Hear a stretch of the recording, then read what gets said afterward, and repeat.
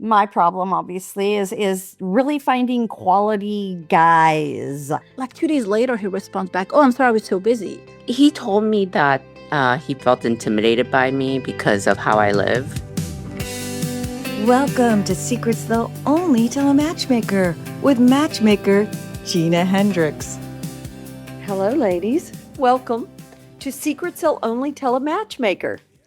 So now I want to talk to you about something tonight that I just don't think gets nearly enough attention. And it has nothing to do with your dating photos or your dating profile or anything like that. All right. It's about being curious. And I can't say enough about this. Okay. And I'm not talking about curious as to whether he's right for you. I think sometimes we, tend to play detective a little too much. Just genuinely, authentically curious about another human being. Can you imagine that? having somebody in front of you and not thinking like, how can they help me? What can they do for me? Are they a match for me? Are they wealthy? Are they going to be the love of my life? Just naturally, innocently curious. So I just find that a lot of times when you can be curious, it goes for both dating and real life. The other person, a lot of times when I'm hanging out with them, and this is how I've noticed, a lot of times because I have such good questions to ask people, or I don't know if they're even good, but it's just genuine questions. And then the other person has nothing back for me. And I mean nothing. Boring as shit.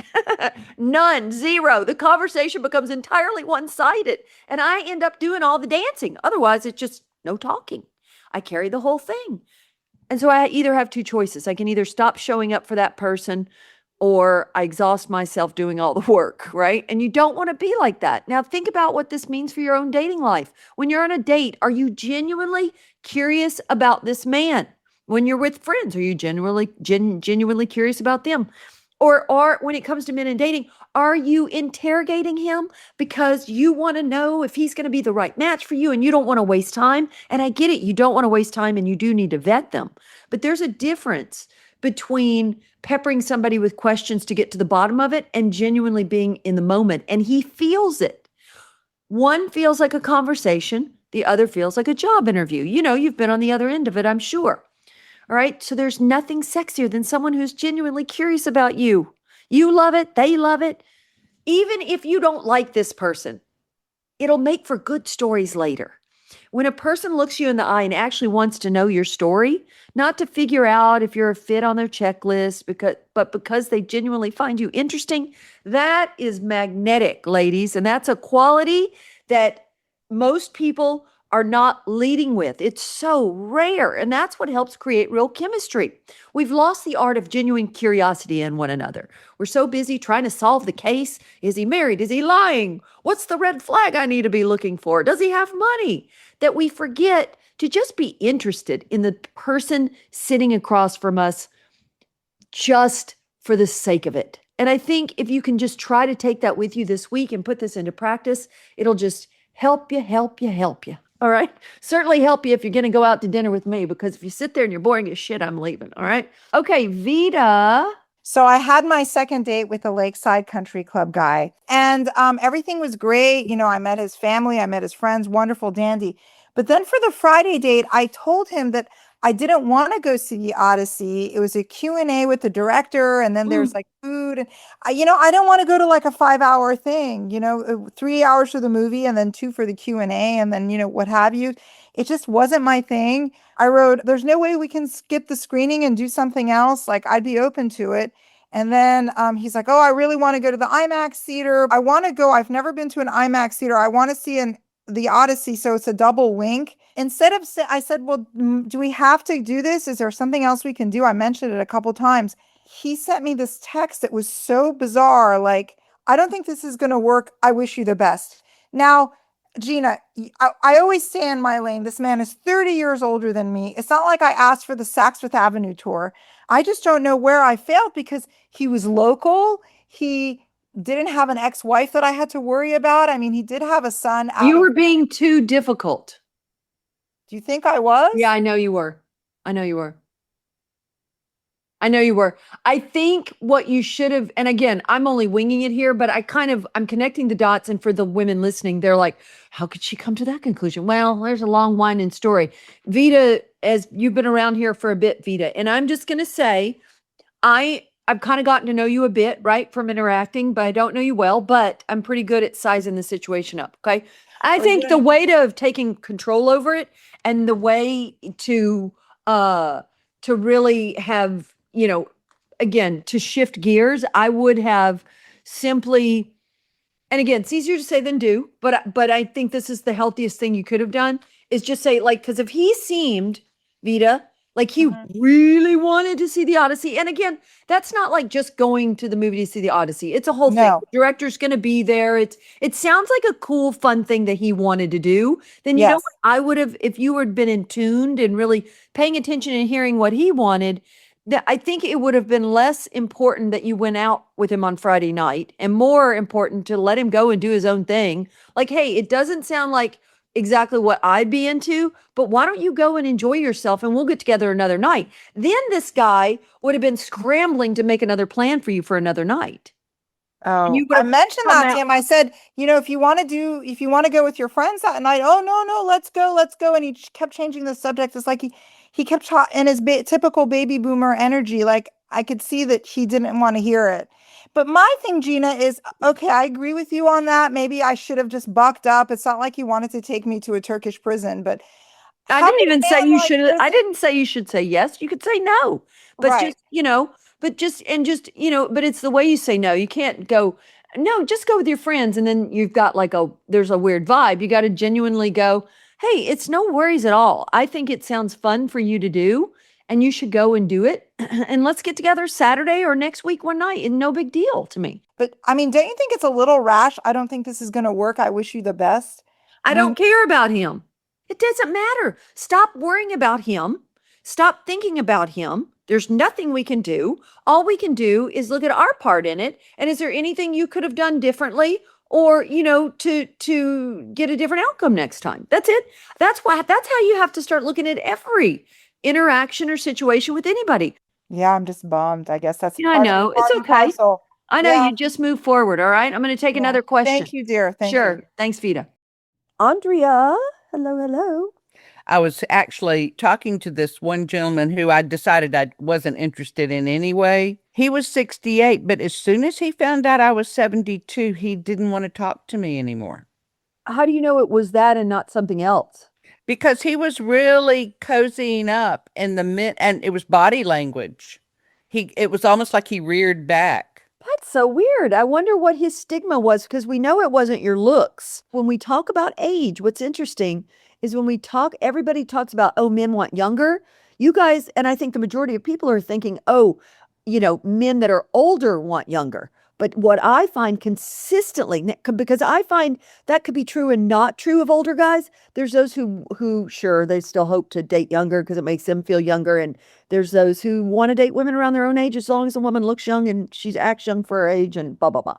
And so that's more of a slider like me, But I would find, and this is a shocking fact, consistently, it's the younger guys.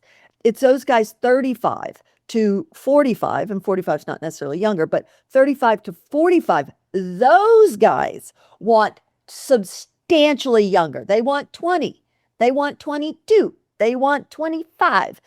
And they say it's because, well, I'm going to want to have kids one day, but I don't want to rush. And I don't want a woman around my own age because she's going to want to rush and da-da-da-da-da. And it's pretty shocking. But I think as far as that stereotype goes, the shocking news here is that it pertains way more to that age range guy than older guys. In my personal I think you're right. Yeah. Cool. All right. Thank you. Bye-bye. Talk to you later. Bye-bye. I do have some questions in here. Let's see that I can get to as well. Let's see. All right.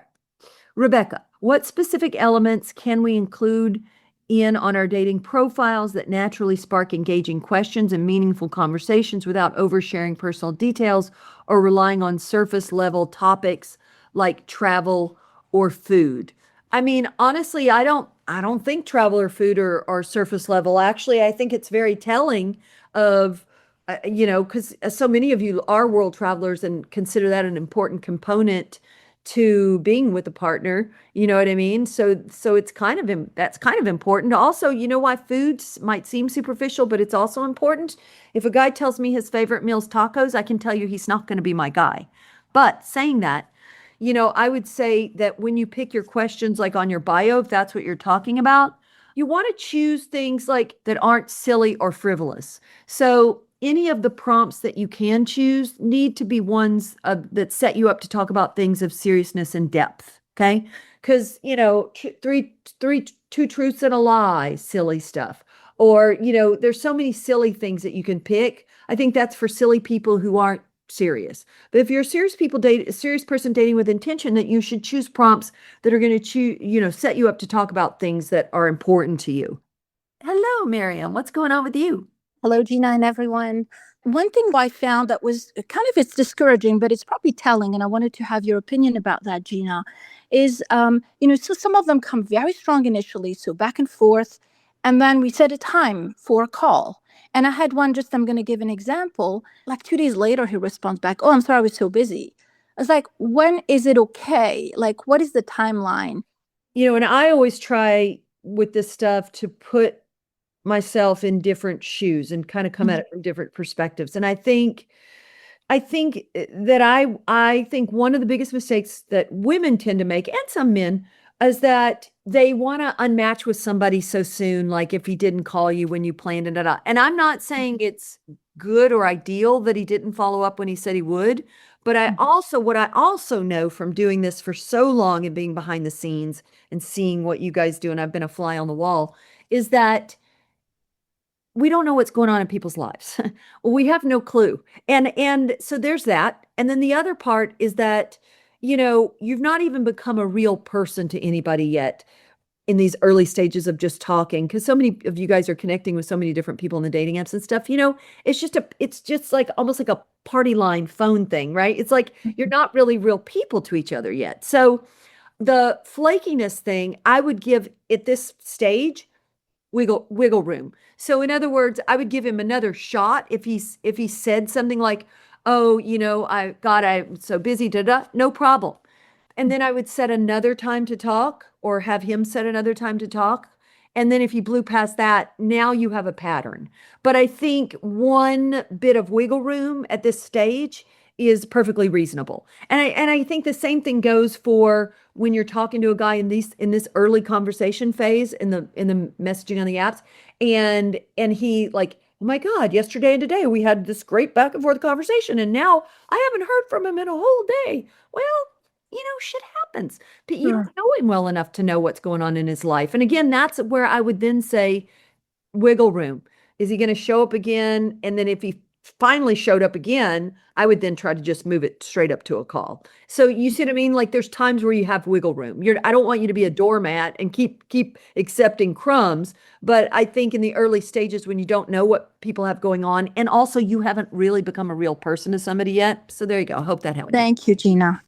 Linda, good to see you around the bend. What's going on with you, girl? How are you? Good, thanks. I personally feel like there is something that has happened in society in general, whether it's manners, whether it's online dating in general, like people just think they have a lot of choices, or is it age-based? I don't know. Well, I think there's a few things going on. I think one, the dating apps continue to be more popular and mainstream. So I think that's probably the biggest problem, is that now, and I remember back in the early 2000s when I was first on the dating apps, and that's actually how I became a matchmaker, because I wanted to start my own online dating site when I discovered online dating way back when, and it evolved into being a traditional matchmaker. But, way back then, it was just outliers that were on the dating apps. It was not mainstream at all. And there was a stigma for a very, very long time.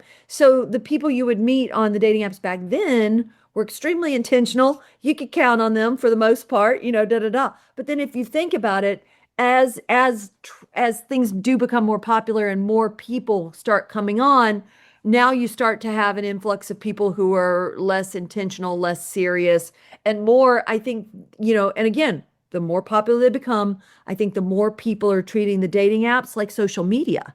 And, on social media, people will just comment shit and say awful things to people, and they don't know the person. And because we're just kind of more anonymous. We don't really feel like it's real. We're not thinking like, and I mean, listen, the people who say negative shit on people's social media, those are very, very unhappy people, but they're not really factoring in that person's a real human being, because I don't know, they think of it like TV, like it's like I'm watching that program, but there's this barrier in between and it's not real life, kind of like that. And I think the dating apps sort of that begins to kind of happen in the dating apps as well. And I think that's part of the problem. But and I don't know that anybody can do anything about it, because I say, once the genie's out of the bottle, you can't put it back in. I think all we can do is do what we're doing, which is pre-qualify hard, have standards, know when to have wiggle room, know when to set boundaries, because all we can do is keep track of our own yard and keep our own house clean. And there's absolutely nothing we can do about other people. Okay, thank you. I'm so glad you're here. No, come on with it. I love it. Next question. What would be a good ending to a first date? Maybe the possibility of a second date? Yes and no. I think sometimes though, we push people feel obligated sometimes on a first date to say things they may or may not mean. So I would say that, a first date should end with, hey, well, this is fun. Thanks so much. I had a great time. Maybe we can do it again, and not blocking anybody into a corner. When I set people up in my world, I tell them, do not talk about future plans. Do not talk about future plans. Why? Because people will say things when they're in a corner that they may or may not mean. I want you to go have a fun time, talk about things you're interested in, get to know one another, and then both people usually in my world come back to me, and so that they can be honest, and then say, yeah, I'd like to see him again. No, I don't want to see him again, whatever it is. Because just people will straight up lie to your face if they feel like if they feel a sense of you like them more than they like you, and they feel like, oh God, she wants me to ask her out again, or, they'll say things. So I think it's always best, even if they say, hey, let's get together again, or maybe we can do this again. Just say, yeah, I had a really good time. Follow up with me, if you really mean it, if you don't mean it and you're not sure and they put you on the spot, they say, hey, we should do this again. You don't want to mislead them. Just say, hey, well, I always like to kind of think about things after the date. I think I had a good time. It was nice meeting you, but let's just think about it and circle back to me and we'll see. We'll see. That could be flirty too. And then that way you're not misleading them, at least, these are just ideas, Let's see. Robin has her hand up. Hey, Robin. Hi there. A friend of mine came up with a really great idea because we've been seeing all of these ads lately for these mixers called intelligent singles. Okay. And I was like, I'm not paying $50 for a ticket for that. And she said, you know what? I have an idea. There's a restaurant right next door to where the intelligent singles is going to be. Let's book a table outside and we'll just watch who goes in. We'll have a nice dinner and we'll check out who's going in. And if it looks like people in our age range that look okay, then maybe we'll consider going to the next one. And I thought, that's kind of an interesting way to do it. Yeah. And then I realized if there's a speed dating event in your area, most of the time they're in a public place, a restaurant or a hotel lobby where there's a bar. And so rather than going to speed dating, you can just show up and check out who's there. And then you'll know whether you'd ever want to do it again. I don't find that usually the guys you want to meet, the guys you ladies want to meet, go to singles events, and that's never been, no one's ever figured out really a good way around that, I don't think yet.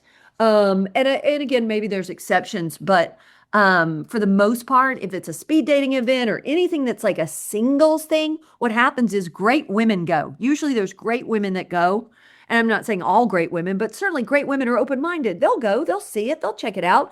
But the men are just usually kind of the clunkers. Christine, I'm circling back to you because you had your hand up. I've been told a couple of times that they're intimidated by me, and I don't know, is that man speak for something else? Like, am I Speak for something else, usually. okay? Usually, I Okay. mean, there's always exceptions, but I'd Mm-hmm. say 99% of the time. And when you say they are intimidated, who are they other than generic men? Be more specific. Who are these men?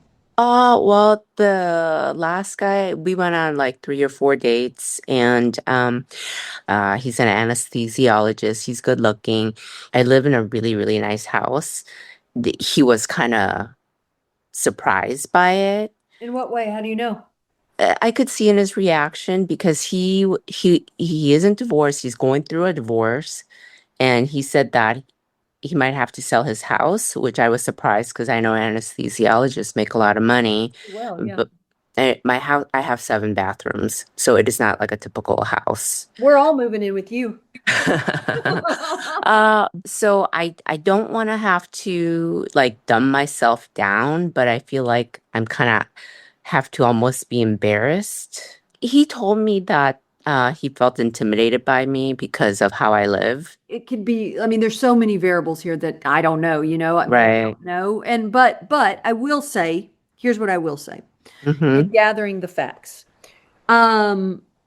He's probably a pretty decent guy because there's a lot of men who, if they didn't have as much as you did, could see this as an opportunity, which would be like, like what I said, like, we're moving in with you. You know what I mean? Like he could have been like, woo, woo, woo, this is, but Right. he's a good guy. I do think the fact that he is going through this transition, which probably also makes him feel a little uncertain of his finances with 2 younger children and all of that. He might have said to himself, I don't know that I can live up to this woman's lifestyle expectations. Mm-hmm. Mm-hmm. So, you know what I mean? So yes, that Right. absolutely could have been it. But I do think that it boils down to, and a lot of times this is one of the key early dating mistakes people make is I don't think you're choosing when you were pre-qualifying him, I don't think he was even really pre-qualified correctly to be Okay. somebody that was an appropriate match for you. Okay. Here's another great question in the Q&A. What does strong interest look like versus love bombing or surface charm? Well, that's where it gets tricky. That's where we want to put a label on it. I don't know that there is a label to put on it. If a guy is excited about you and he wants to send you flowers or he wants to do these things, it can go either way. He can be a guy that is just like this, Lothario, that's just how he kind of shows up for women over and over and over again.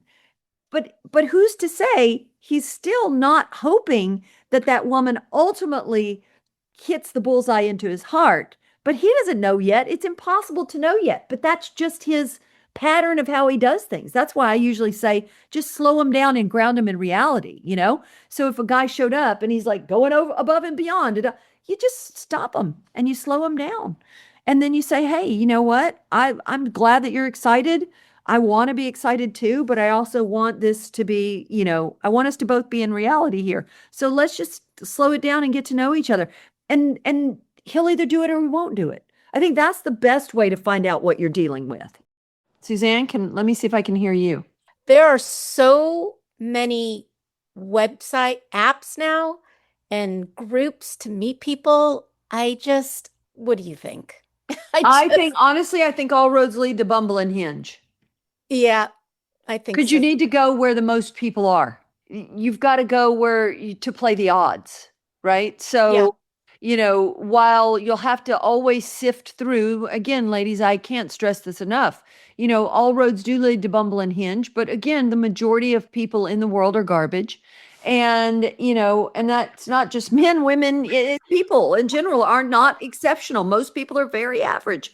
And so just know that when you go on the dating apps, it's just a slice of the real world. So now you're in a small little microcosm of a hodgepodge where most people are not going to be what you're looking for. But this, right? So your mind already knows this. You've got your blinders on. You're not paying attention to the garbage and you're just focusing on finding one in a week even that's like close to the bullseye is better odds than you trying to run around to events or all this other stuff that's just not happening, in my experience.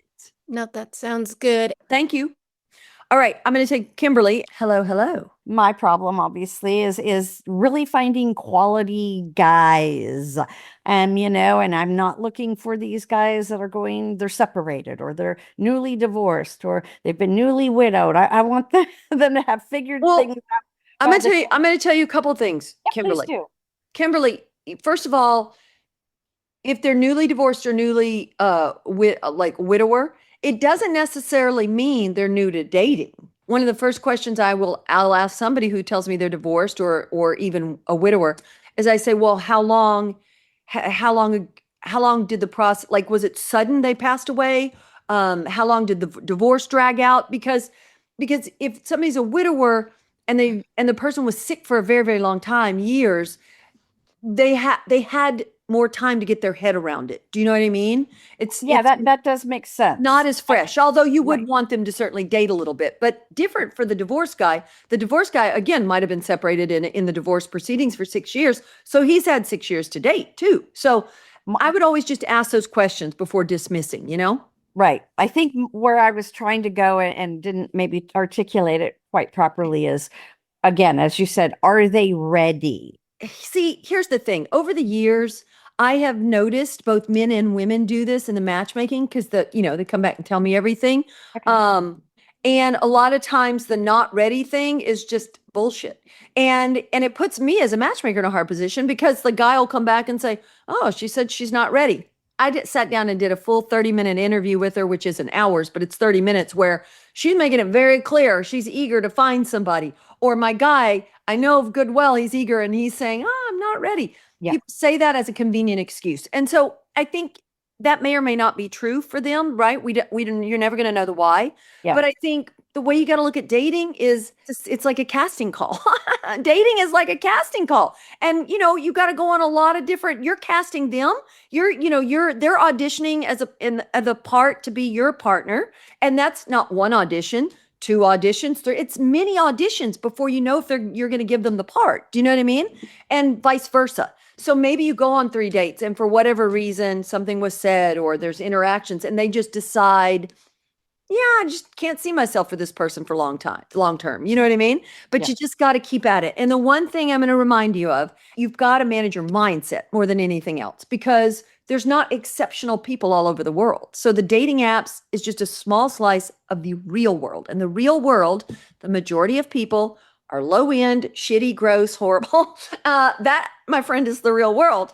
So there's only few and far between exceptional people on the apps because there's only few and far between exceptional people in the real world. So you have to manage your mindset and put those blinders on. No, and thank you. I do appreciate it. Okay. A next question on the list here is along the same lines of pre-qualifying. How do we know if we're doing it well? I feel like I'm asking the questions on the first call, but when I get off, I'm still unsure if I actually want to go on a date. Sometimes I feel like meh. I think such a great question, first of all, such a great question. I think you don't have to feel the feels or the butterflies at that point. But I do think on the call, you have to walk away knowing, are we aligned? And that's really it at that point. Are we aligned? Are we looking for the same things in relationship goals? Do I find what he likes to talk about interesting? And you should kind of try to figure that out on the call. You know what I mean?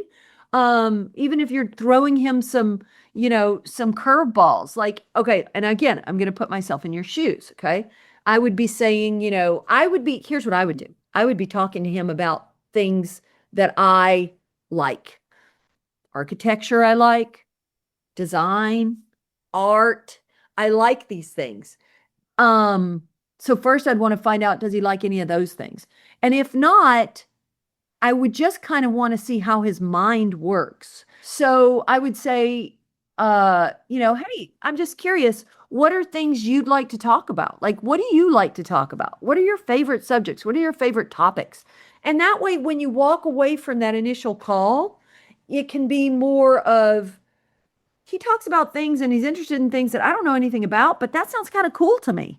I want to learn more about this, So you don't have to have like the fuzziest feelings about him, but is it somebody that you feel like you'll at least be able to talk to and there's some interesting things you guys might be able to talk about? That's really it at that point, because you're not going to know more. All right, Ashley, you're going to take us out today with this question. Hi. What are your thoughts about joining an athletic club or a social club? And I'm in the New York City area. Yeah, I mean, I'm not opposed to that at all. I'm not opposed to going down any and all roads. But it's not enough just to go. You've got to be willing to strike up the conversation and flirt and be active. Showing up is part of it, but it's not. I don't think it's going to get you across the finish line. I say the smart move is going down every road. All right, so ladies, that's going to wrap us up for tonight.